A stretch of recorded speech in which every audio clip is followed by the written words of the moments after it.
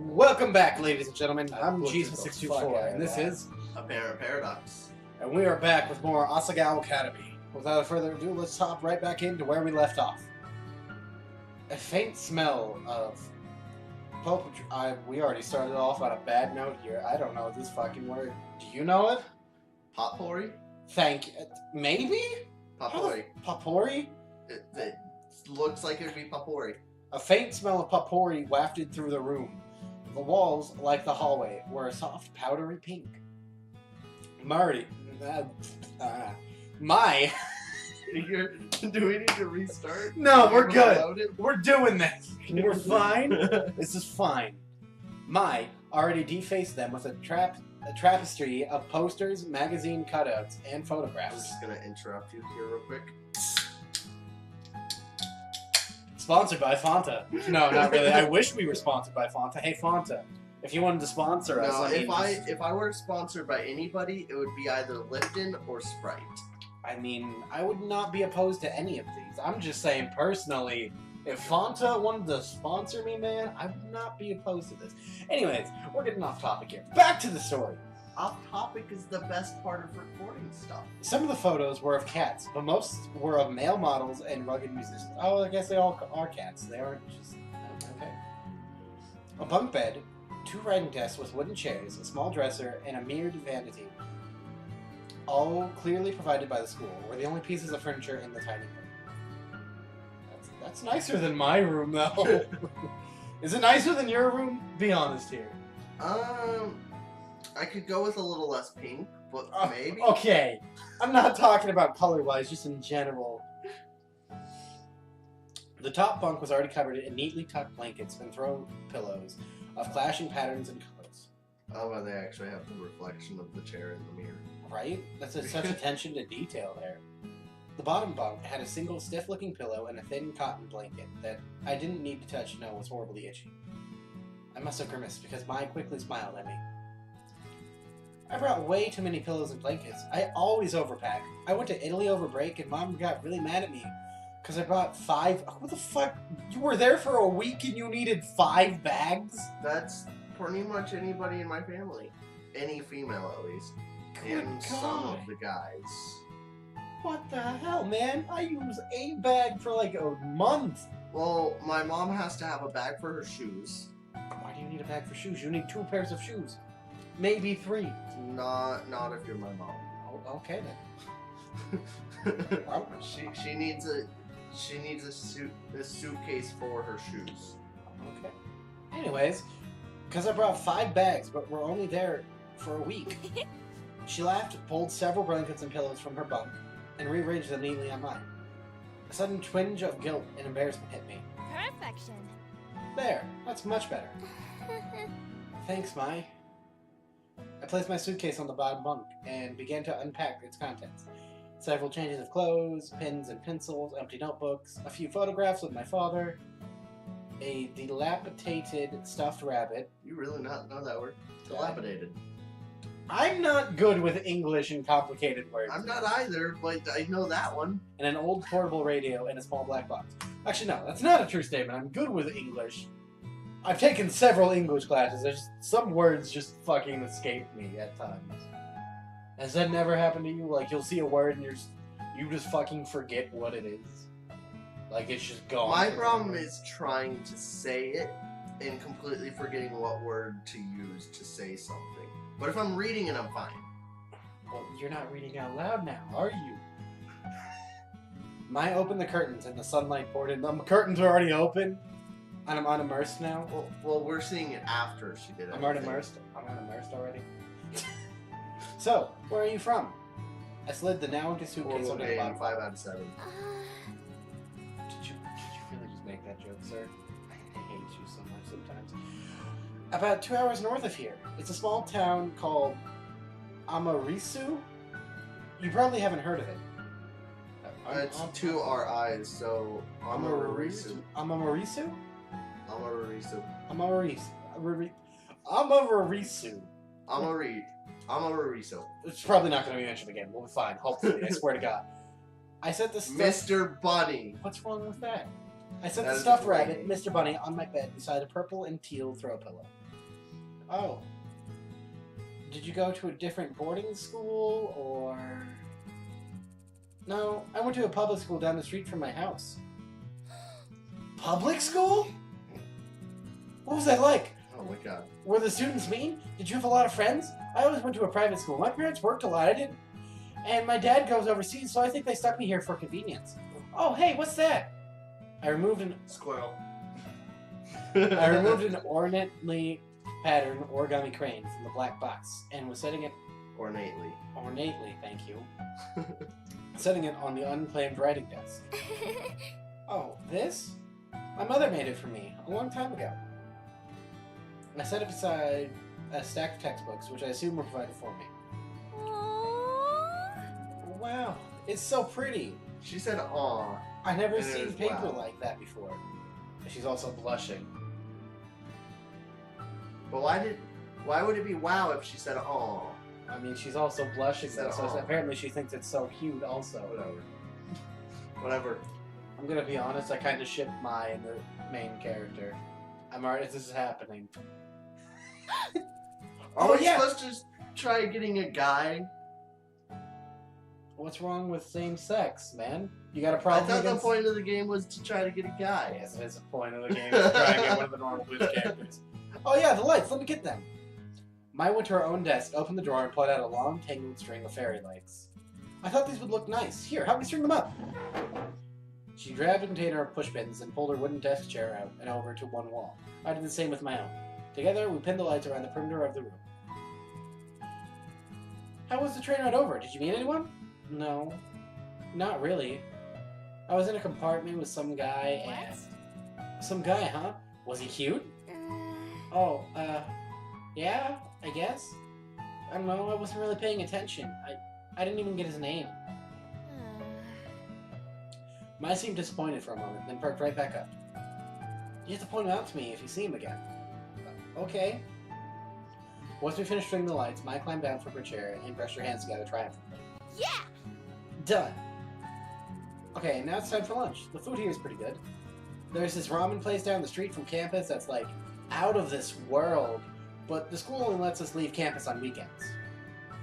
Mai walked to the window. We could go today because it's Sunday, and it's pretty nice out, but I guess we might want to go to the caf since she's got here. We could... She was suddenly interrupted by her own enthusiastic laughter. Oh my gosh! Mimi Santos totally just tripped outside and fell on her face. I saw it. You gotta love it. Man, I'm looking the wrong way. Right? Oh, is that a mean laugh? Maybe I shouldn't have. Oh well. Just, oh well. That's what we're gonna get from that? Okay. No shame. Anyways, let's go and eat. I'm totally starved. Like, totally? Like, totally. Oh my god. Oh god. Did She that let a me... little too well. Which one of us did it too well? You or me? Like, oh my god, Becky, look at her butt. Like, oh my god, Becky, look at her butt. See, I do it way too well. Should I just have you voicing Mai from now on? Oh, God. Since she acts like a valley girl like that? Maybe. Shit. The cafeteria was buzzing with students excited for the new year. The only people as nervous looking as I felt were the table of skittish, wide-eyed first years. I stepped in the line behind Mai. Taking an empty plastic tray, we shuffled through asking for helpings from the sulky cafeteria workers when we passed something that looked good. With full trays, Mai led me straight to a table in the back where a few students were already seated. Mai sat down and I took a seat across from her. You know what? No, you can do your Valley Girl voice. No, that's the other. You can do, or do you want to do it for Mai, or do you want to do it for I'll do it for mine. All right, fine. Hi, Mai. How was your break? It was good. I went to Italy and Spain. Dad fell off a ski jet and broke his ankle. God dang it. You commissioned this yourself. I know.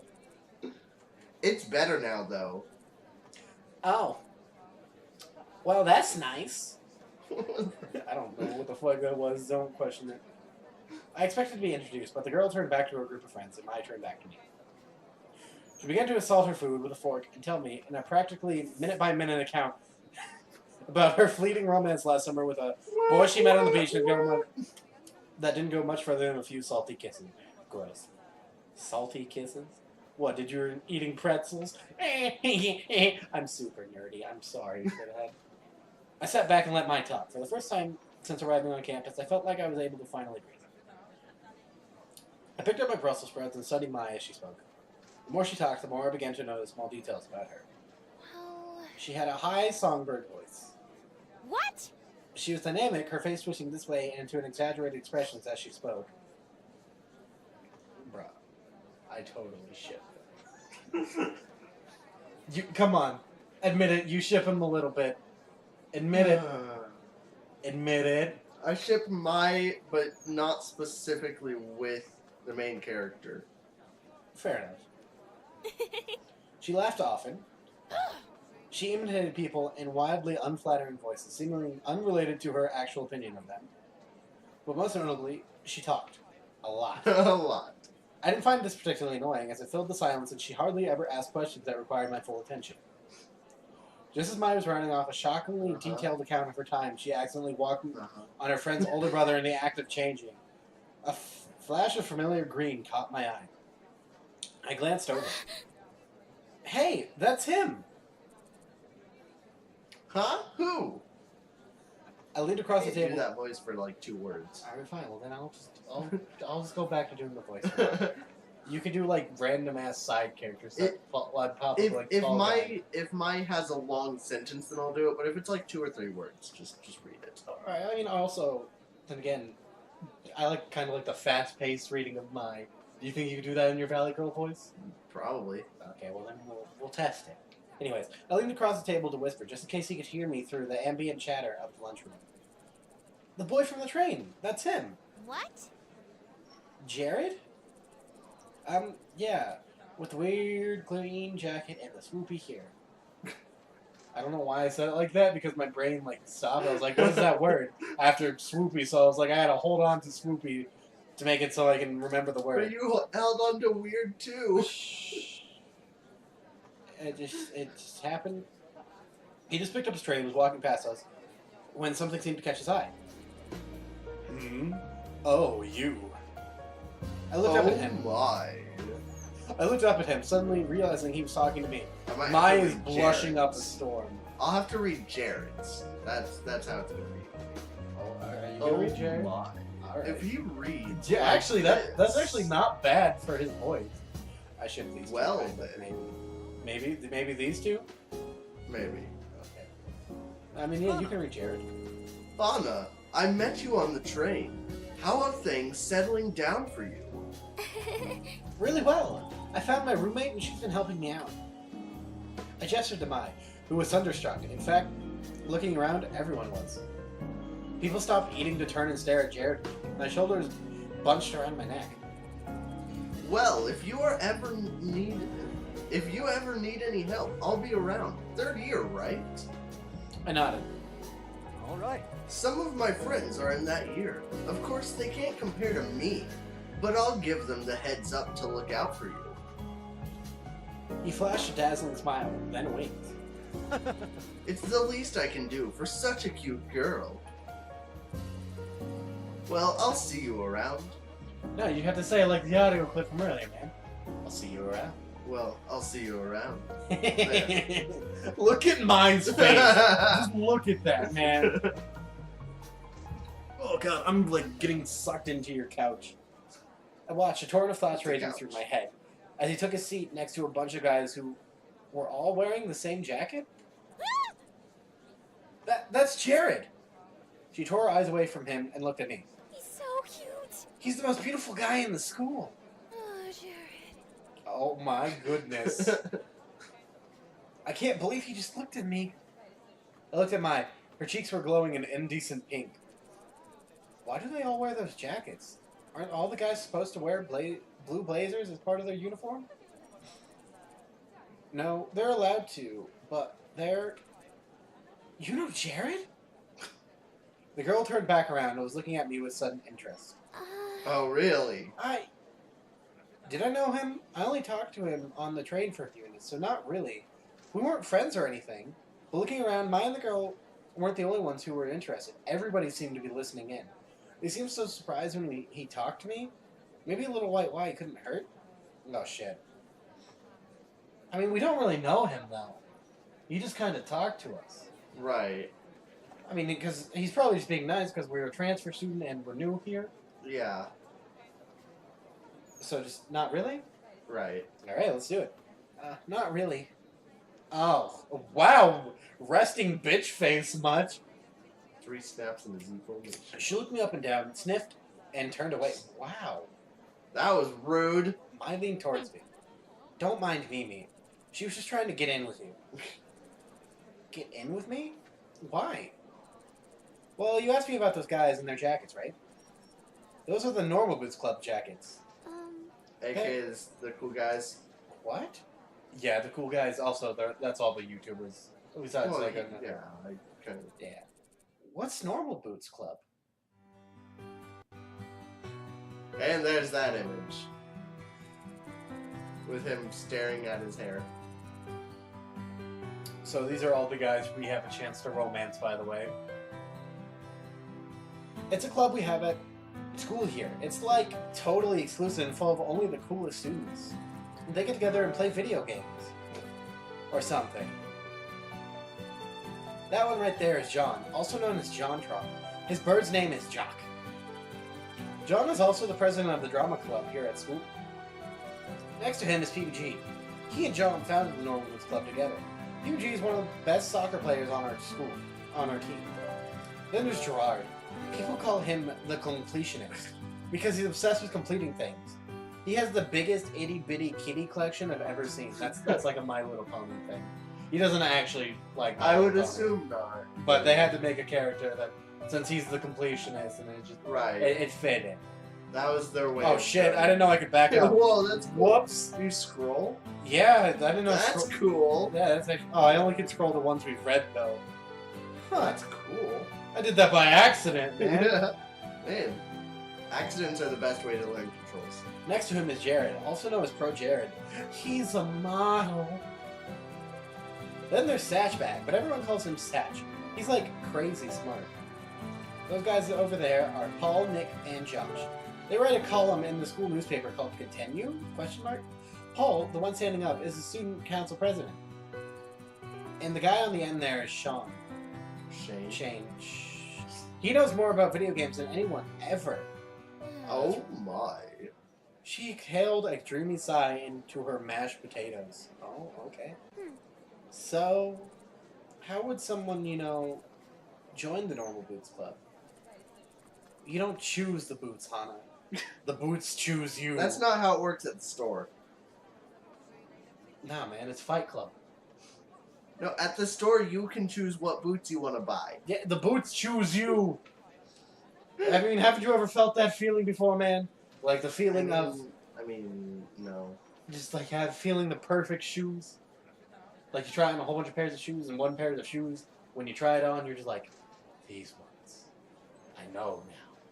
I buy whatever's on sale when it comes to shoes. Fair enough. What time are we at right now? Just so I know. We're at 18 and a half. Okay, we still got time left. What does that even mean? You have to be presented with the boots to be in the club. And they're like super selective. What are the boots? I wonder if they're boots. The club has this boot statue. It's like one of their patches, but it's gold plated. It's their mascot, I guess. They do this weird initiation ritual with it. Ritual? I heard they fulfill a room with candles and wear these totally creepy robes during initiation. This year 2 girl said she saw it once, and they were all like chanting around the booths, and it sounded like they were talking backwards. Why is that literally the initiation to everything?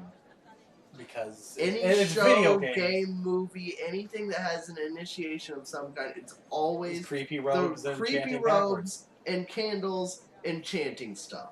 Sometimes backwards. Pretty much. But I don't believe her. And even if it was true, I don't care if they're a cult because they're all really hot. Do they have a lot of friends? Yeah, tons of friends. I'd say they're the most popular kids in school. I mean, everyone in the school totally looks up to them. I bet they could get any girl in school. Millions of friends. Because they're all YouTubers. Yes. They all have like 2 million subs. Actually, I think the completionist has like 3 and 4 million. They're all up there though. Or boy, for that matter. Oh my. Well then, Hey, are you gonna eat your cake? Excuse me? That was so random. I shook my head and pushed the plastic tray across the table. why would you give up your cake? For the remainder of lunch, Best part. I listened to my talk about Jared through mouthfuls of half-dissolved frosting. That sounds about right. Back in the dorm, I sorted through the pile of textbooks the school left for me. My radio was playing a poppy tune, equal parts music to static. My Fervently. thank you.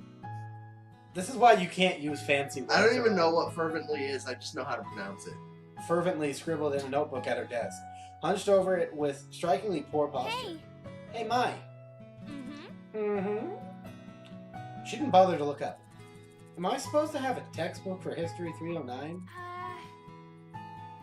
She shuffled through the papers on her desk before producing a thick textbook. A Deemer man in a powdered wig frowned at me from the cover.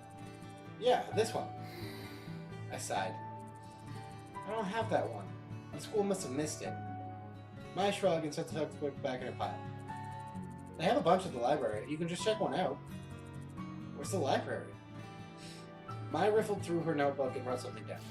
She tore the page out and handed me a crudely drawn map. Oh. Okay. I'll be back in a little bit. It took me at least 20 minutes to find the library, but this time I realized I was holding the map upside down. The sun was setting. Nice.